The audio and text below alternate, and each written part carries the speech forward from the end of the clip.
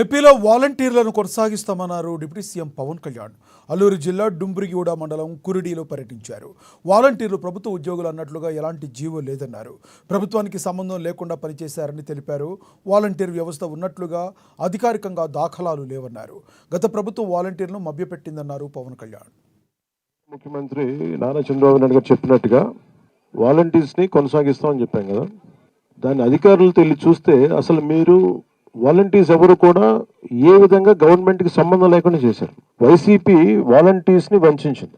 ఉద్యోగాలు వాళ్ళకి ఏ విధమైన జీవో లేదు కదా, ఏ విధమైన జీవో ఇవ్వలేదు మీకు. తిరిగి ఇప్పుడు మనం ప్రభుత్వం మీకు ఒక పర్మిషన్ ఇచ్చి, గత ప్రభుత్వం ఇది అఫీషియల్గా ఇది ఇస్తే వాళ్ళు చాలా వంచనతోటి చేశారు.